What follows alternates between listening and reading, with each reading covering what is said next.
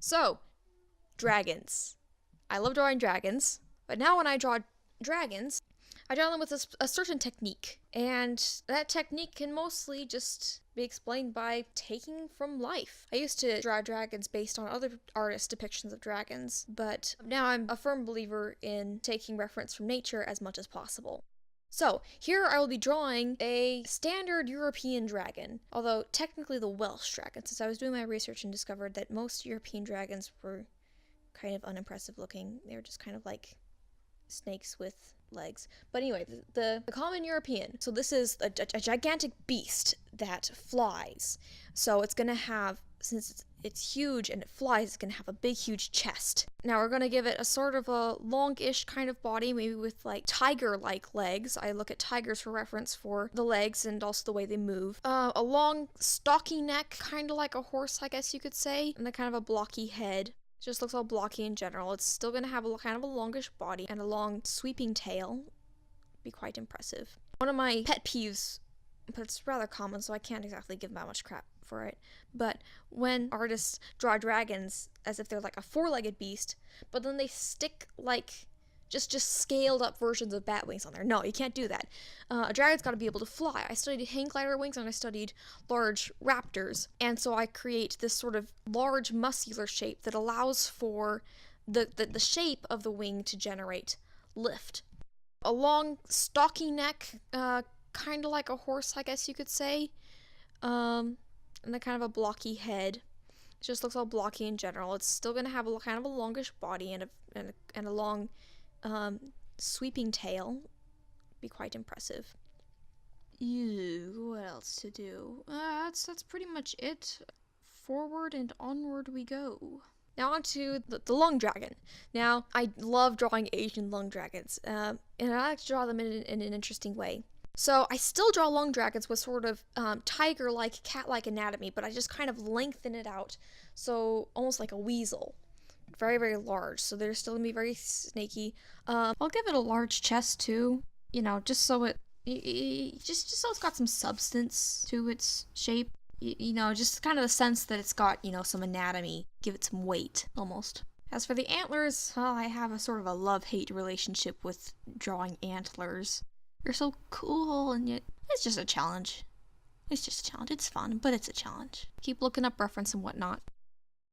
I like to draw dragons from different regions of Asia a little differently, even though the mythology is very similar.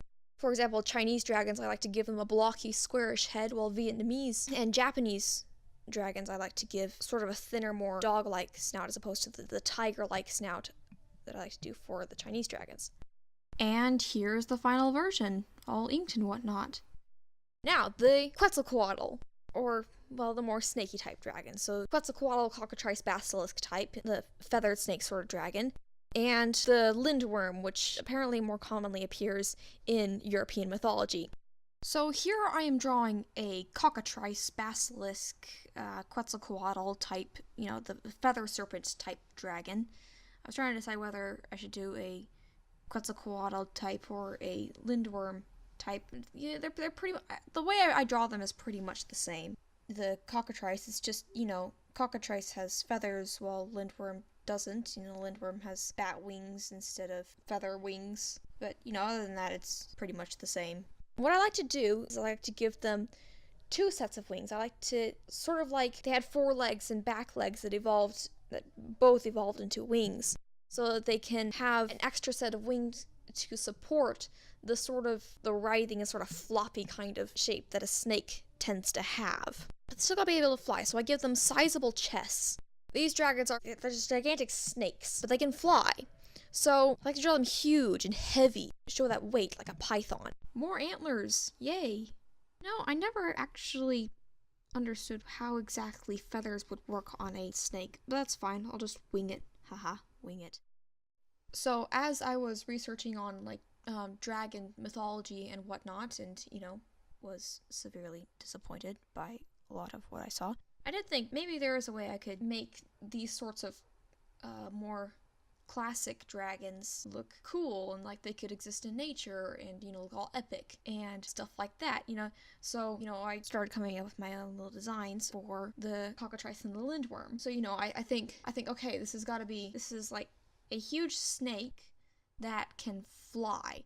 Now, the issue is snakes are kind of heavy and floppy, whereas birds are stiff in their spine is rather stiff, their tail is really stiff, and their legs are like super skinny and basically just so that they can stay streamlined. Well, how do you do that with a snake? So I gave it 2 sets of wings. Also given it a sort of a swallowtail. I mean, I don't know, I like the sort of dynamism to this funny little creature right here. I still don't feel like this dude right here would be able to fly all that well. I don't know. Hey, if anyone ever thinks of a way that a floppy, writhing, snaky thing could actually fly, like, and I'm talking like huge, a huge, floppy, snake-like thing could actually fly with wings, let me know. Yeah, let me know with all these. Like, if there's anything in these creatures' designs that you think could be anatomically better, maybe there's a way I could incorporate physics better in my dragon designs. What do you think? I was totally like winging it, haha, for the European dragon's wing sizes. I just kind of do what makes sense, but if any of you could like actually maybe like do math and figure out like, okay, if you put wings on a tiger, say, what would it take? How big would those wings have to be? How big would their chest have to be? If any of you figure that out and like actually get the numbers on that, then that'd be like super, super awesome. And I promise you I will incorporate that into my dragon designs. Bonus inking section, just cause I feel like it. For this I'm using a thinner ink pen, just, you know, just using one size, but I ink in like lots of different ways. Sometimes I use this sort of sketchy, fine line sort of style, but other times I'll use like super thick, blocky, dynamic strokes with brush pens and whatnot, and that's fun too. So, those are the ways that I like to draw dragons. Thank you very much for watching.